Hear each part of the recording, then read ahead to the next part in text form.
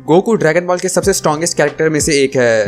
Tournament of power में वो पूरे यूनिवर्स 7 की टीम में सबसे ज़्यादा स्ट्रॉन्ग था और उसी के साथ वो यूनिवर्स 11 के स्ट्रॉन्गेस्ट वॉरियर को भी हरा देता है। लेकिन उसके अलावा भी यूनिवर्स 7 में बहुत ही ज़्यादा स्ट्रॉन्ग वॉरियर्स हैं जो कि गोकू से भी ज़्यादा खतरनाक हैं। तो आज मैं तुम्हें यूनिवर्स 7 के टॉप 10 स्ट्रॉन्गेस्ट वॉरियर्स दिखाने वाला हूँ और ये सब मॉर्टल्स होने वाले हैं, तो बीरस और वीरस में नहीं होंगे। ये मॉर्टल्स यूनिवर्स 7 के सबसे स्ट्रॉन्गेस्ट मॉर्टल में से एक हैं और इनको कोई भी नहीं हरा सकता और मैं तुम्हें ये दिखाने वाला हूँ। लेकिन उससे पहले अगर तुमने चैनल सब्सक्राइब नहीं किया है तो इस चैनल को सब्सक्राइब कर देना और इस वीडियो को लाइक भी कर देना। So let's go. नंबर 10। मुझे अभी भी लगता है तुमने अपने आप को रोक रखा था। अजीब बात है, मैं भी तुम्हारे लिए यही कहने वाला था। एंड्रॉइड 17। एंड्रॉइड 17 डॉक्टर जीरो का बनाया हुआ एंड्रॉइड है और वो सबसे स्ट्रॉन्गेस्ट था दोनों एंड्रॉइड्स में। ड्रैगन बॉल जी के अंदर तो वो बहुत ही ज़्यादा स्ट्रॉन्ग नहीं था, लेकिन ड्रैगन बॉल सुपर के अंदर वो कुछ ट्रेनिंग करता है और वो बहुत ही ज़्यादा स्ट्रॉन्ग बन जाता है। वो अपने आइलैंड पर ट्रेनिंग करता था, इसलिए वो इतना स्ट्रॉन्ग बन गया और अब वो बिल्कुल गॉड के लेवल पर पहुंच चुका है और उसके साथ साथ उसके पास इन्फिनिट स्टेमिना है, मतलब वो कभी भी नहीं थकता। वहीं गोकू और वेजिटा की बॉडी बहुत ही ज़्यादा थक जाती है और उसको रेस्ट की भी ज़रूरत होती है, मगर एंड्रॉइड 17 को इस तरह की कोई ज़रूरत नहीं है। वो गोकू की सुपर सेल ब्लू फॉर्म से भी लड़ पा रहा होता है और आखिर में वही टूर्नामेंट ऑफ पावर जीतता है। वो टॉप पो से भी लड़ रहा था, वो भी अकेले, और अब वो यूनिवर्स 7 का 10th स्ट्रॉन्गेस्ट वॉरियर है। नंबर 9। माजिन बू। माजिन बू सबसे खतरनाक कैरेक्टर में से एक है। वो बहुत ही ज़्यादा स्ट्रॉन्ग है और उसके पास अजीब सी एबिलिटीज़ भी हैं, जैसे उसकी बॉडी डैमेज भी नहीं लेती, उसके पास इन्फिनिट स्टैमिना है और वो अपने आप को आसानी से रीजनरेट कर सकता है, जैसे ये उसका रोज़ का काम है। अभी वाला बू बहुत ही कमज़ोर है और वो सुपर सेन 3 से भी ज़्यादा कमज़ोर है, लेकिन उसकी एबिलिटीज़ की वजह से वो यूनिवर्स के स्ट्रॉन्गेस्ट में से एक है। वो सुपर सेन 3 गोकू से हार जाएगा, लेकिन उसकी एबिलिटीज़ के साथ गोकू उसको हराता उससे पहले वो थक जाएगा। लेकिन वो पूरी सीरीज़ के अंदर सो ही रहा होता है। यूनिवर्स 6 आर्क में भी वो सो जाता है और यूनिवर्स सर्वाइवल आर्क में भी वो सो जाता है, लेकिन उससे पहले वो एक फाइट लड़ता है और उसमें वो आसानी से जीत जाता है। आगे जाकर बू मोराक में भी बहुत ही मदद करता है, जब सुप्रीम गाय उसको कंट्रोल करके मोरो को हराने में बहुत मदद करते हैं। उसकी एबिलिटीज़ के साथ वो कभी भी रीजनरेट हो सकता है और उसको डैमेज करना नामुमकिन है। वेजिटा ने उसको पूरी तरह एटम बना दिया था, लेकिन वो तब भी उससे रिवाइव हो जाता है और यही चीज़ इसको यूनिवर्स 7 का 9th स्ट्रॉन्गेस्ट वॉरियर बनाता है। नंबर 8। गामा 1। गामास एंड्रॉइड्स हैं जो डॉक्टर हीडो ने बनाए थे रेड विन आर्मी के साथ। ये एंड्रॉइड्स गो को मारने के लिए बने थे और ये गो की सुपर सेल ब्लू फॉर्म के लेवल पर ही हैं। गामास की स्ट्रेंथ बहुत ही ज़्यादा होती है और वो एंड्रॉइड्स होते हैं, लेकिन लगता है उनके पास अनलिमिटेड स्टेमिना नहीं है क्योंकि उनके पास बैटरीज हैं और वो कम भी हो सकती हैं, मगर इसका मतलब ये नहीं है कि उनके पास पावर नहीं है। वो बहुत ही ज़्यादा पावरफुल है। गामा 1 अल्टीमेट गोहान से लड़ रहा होता है, जो कि बिल्कुल सुपर सेन ब्लू कायोकेन के लेवल पर था, तो वो बहुत ही ज़्यादा स्ट्रॉन्ग था। गामा 2 ने अपने आप को सेक्रीफाइस कर दिया था, तो अब वो सीरीज में नहीं है, इसलिए गामा 1 अब यूनिवर्स 7 का 8th स्ट्रॉन्गेस्ट वॉरियर है। Number 7। Orange Piccolo. Piccolo dragon ball के सबसे पुराने कैरेक्टर्स में से एक है। वो हमेशा गो का राइवल रहा है, लेकिन वो हमेशा उसके पीछे ही रहा है, मगर ड्रैगन बॉल सुपर हीरो के अंदर वो अपनी नई फॉर्म अचीव करता है और वो होती है ऑरेंज पिकोलो, जिसको अचीव करते ही वो आसानी से गामा 2 को हरा लेता है। वो इस फॉर्म में सुपर सेन गॉड को भी सरपास कर लेता है और बिल्कुल सुपर सेन ब्लू के लेवल पर पहुंच जाता है और गामास को भी सरपास कर लेता है, जिसके बाद सेलमैक से लड़ते हुए वो अपनी जाइंट फॉर्म भी यूज़ करता है, लेकिन जाइंट फॉर्म उसकी पावर नहीं बढ़ाती, बस उसका साइज बढ़ाती है। पिकोलो गामा 2 को आसानी से हरा लेता है, इसका मतलब वो गामा से ज़्यादा स्ट्रॉन्ग है, इसलिए अब वो यूनिवर्स 7 का 7th स्ट्रॉन्गेस्ट वॉरियर बन चुका है। नंबर 6। ब्रॉली।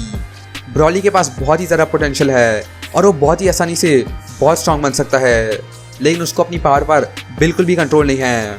जब वो पहली बार आया था तो वो गोकू और वेजिटा दोनों से कमज़ोर था, लेकिन लड़ते लड़ते ही वो सुपर सेन को भी सरपास कर लेता है, सुपर सेन गॉड को भी सरपास कर लेता है, सुपर सेन ब्लू को भी सरपास कर लेता है और वो गोजिटा से भी लड़ता है और उसको सुपर सेन ब्लू जाना पड़ता है ब्रॉली को हराने के लिए।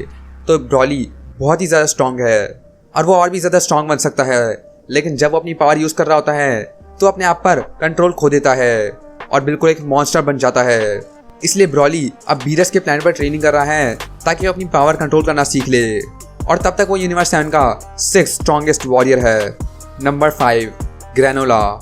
ग्रैनोला अपने आप को ड्रैगन बॉल की मदद से यूनिवर्स का स्ट्रॉन्गेस्ट मॉर्टल बना देता है और उसके बदले में उसकी लाइफ फोर्स चली जाती है और अब उसके पास सिर्फ 2-3 साल ही रह गए हैं जीने के लिए और उसके बाद वो मारा जाएगा। लेकिन उसके बदले वो यूनिवर्स 7 का सबसे स्ट्रॉन्गेस्ट मॉडल बन चुका था और एक टाइम के लिए वो गोकू और वेजिटा दोनों से ज़्यादा स्ट्रॉन्ग था, और वो भी बस ड्रैगन बॉल की मदद से। उसको अपनी पावर पर ज़्यादा कंट्रोल नहीं था क्योंकि वो उसके पास नई आई थी, मगर वो जैसे लड़ता जाता है तो उसको अपनी पावर पर कंट्रोल आता जाता है। पहले वो गोकू और वेजिटा से दुश्मनी रखता था, लेकिन जब उसको पता कि गोकू और वेजिटा अच्छे लोग हैं तो वो उनसे लड़ना बंद कर देता है। उसके पास 150 साल थे जीने के लिए और वो सब कुछ सैक्रिफाइस कर देता है उस पावर के लिए, और अब उसके पास सिर्फ 3 साल ही रह गए हैं। वो सिर्फ एक ही दिन के लिए सबसे स्ट्रॉन्गेस्ट मॉर्टल था पूरी यूनिवर्स 7 में, और अब वो यूनिवर्स 7 का 5th स्ट्रॉन्गेस्ट वॉरियर है। Number 4, beast Gohan. पूरी सीरीज में गोहान ही है जिसके पास सबसे ज़्यादा पोटेंशियल है, और ये सीरीज में बहुत सारे कैरेक्टर्स बोलते भी हैं जैसे वेजिटा, मगर गोहान को ट्रेनिंग करने का बिल्कुल भी शौक नहीं है। लेकिन ड्रैगन बॉल सुपर हीरो के अंदर जब गोहान पिकोलो को मरते हुए देखता है तो अपने रेज में एक नई फॉर्म अनलॉक कर लेता है और वो होती है बीस्ट गोहान, और वो हमेशा की तरह एक ही चुटकी में वो यूनिवर्स 7 के सबसे स्ट्रॉन्गेस्ट वॉरियर में से एक बन जाता है। ऑरेंज पिकोलो सेल मैक्स को नहीं हरा पा रहा होता है, लेकिन गोहान बीस्ट अपनी स्पेशल बीम कैनन चार्ज करता है और उसको आसानी से मार भी देता है, और इसी के साथ वो यूनिवर्स 7 का 4th स्ट्रॉन्गेस्ट वॉरियर बन जाता है। Number 3, Vegeta ultra ego. Vegeta ने गोकू राइवल करने के लिए एक नई फॉर्म अचीव करी है और वो है अल्ट्रा ईगो। जब ग्रैनोला यूनिवर्स 7 का सबसे स्ट्रॉन्गेस्ट मॉडल था तब वेजिटा ही होता है जो ग्रैनोला से लड़ पा रहा होता है, और इस फॉर्म में वो जितनी मार खाएगा वो उतना ही स्ट्रॉन्ग बन जाएगा। और तुम्हें तो पता ही है वेजिटा हर वक्त बस मार ही खा रहा होता है, और ये अल्ट्रा इंस्टिंक्ट से बिल्कुल उल्टा है। वही अल्ट्रा इंस्टिंक्ट अटैक्स को डॉज करता है, अल्ट्रा ईगो उनको डायरेक्ट लेकर उनको पावर में बना लेता है, और इसी की मदद से वो बहुत ही ज़्यादा स्ट्रॉन्ग बन जाता है, और अब वो यूनिवर्स 7 का 3rd स्ट्रॉन्गेस्ट वॉरियर है। Number 2, Goku true ultra instinct. Goku ने जब UI अचीव किया था तो वो सबसे स्ट्रॉन्गेस्ट बन गया था, लेकिन मास्टर्ड अल्ट्रा इंस्टिंक्ट उसकी पावर पर एक लिमिट रख रहा था। तभी वो इसको रियलाइज करता है और पीछे होकर अपनी नई फॉर्म अचीव करता है, ट्रू अल्ट्रा इंस्टिंक्ट, जिसके अंदर वो अपने इमोशंस के साथ अल्ट्रा इंस्टिंक्ट को कंबाइन कर लेता है और वो बहुत ही ज़्यादा स्ट्रॉन्ग बन जाता है। इसी के साथ साथ वो अपना फाइटिंग स्टाइल भी बहुत ही अच्छा कर लेता है और वो गैस से भी लड़ पा रहा होता है, जो कि एक मोमेंट के लिए यूनिवर्स 7 का स्ट्रॉन्गेस्ट वॉरियर था। गोकू इस फॉर्म में मास्टर अल्ट्रा इंस्टिंक्ट से भी ज़्यादा स्ट्रॉन्ग हो जाता है, जबकि वो पहले ही बहुत स्ट्रॉन्ग था। इस फॉर्म की मदद से ही वो गैस को भी हरा देता है, और इस फॉर्म को अचीव करते ही गोकू यूनिवर्स 7 का 2nd सबसे स्ट्रॉन्गेस्ट वॉरियर बन चुका है, और नंबर 1 से पहले। मगर उससे पहले अगर तुमने चैनल सब्सक्राइब नहीं किया है तो इस चैनल को सब्सक्राइब कर देना और इस वीडियो को भी लाइक कर देना। नंबर 1 है ब्लैक फ्रीज़ा। जब गोकू और वेजिटा गैस से लड़ रहे होते हैं वहाँ पर अचानक से फ्रीज़ा आता है और वो लैंड होते ही गैस को मार देता है, जबकि वो यूनिवर्स 7 का स्ट्रॉन्गेस्ट वॉरियर था। गैस ने एक विश मांगी थी जिसमें वो अपनी लाइफ फोर्स के बदले यूनिवर्स का स्ट्रॉन्गेस्ट रहता है, तो जैसे ही दूसरों के पावर्स बढ़ते जाते हैं वो और भी ज़्यादा स्ट्रॉन्ग बनता जाता है, लेकिन उसके बदले वो और भी ज़्यादा बूढ़ा हो जाता है। तो जैसे ही फ्रीज़ा वहाँ लैंड होता है और उसको मारता है तो उसकी बॉडी इतना तेज़ी से बूढ़ी होती है कि वो मर ही जाता है, जिसके बाद फ्रीज़ा अपनी नई फॉर्म दिखाता है, ब्लैक फ्रीज़ा, जिसको देखकर दोनों गोकू और वेजिटा डर में आ जाते हैं। और फ्रीज़ा बताता है कि उसने 10 साल तक ट्रेनिंग करी हाइपरबोलिक टाइम चेम्बर के अंदर, जिससे उसने ये नई फॉर्म अचीव करी है जो कि उसको यूनिवर्स 7 का सबसे स्ट्रॉन्गेस्ट मॉडल बना देती हैं, और वो सच में सबसे स्ट्रॉन्गेस्ट है क्योंकि वो दोनों गोकू और वेजिटा दोनों को एक ही शॉट में मार देता है। तो 10 साल की ट्रेनिंग के अंदर ही फ्रीज़ा यूनिवर्स 7 का सबसे स्ट्रॉन्गेस्ट मॉडल बन चुका है, और यूनिवर्स 7 के अंदर उससे ज़्यादा स्ट्रॉन्ग कोई भी नहीं है, मतलब बीरस को छोड़कर। लेकिन डरने की बात नहीं है क्योंकि गोकू ट्रेनिंग करके कोई ना कोई तरीका तो निकाल लेगा और उसको भी सरपास कर लेगा, क्योंकि हम सबको पता है कि गोकू सबसे बेस्ट है, लेकिन अभी के लिए ब्लैक फ्रीज़ा ही यूनिवर्स 7 का स्ट्रॉन्गेस्ट मॉडल है। क्या गोकू फ्रीज़ा को सरपास कर लेगा? नीचे कमेंट करके बताओ।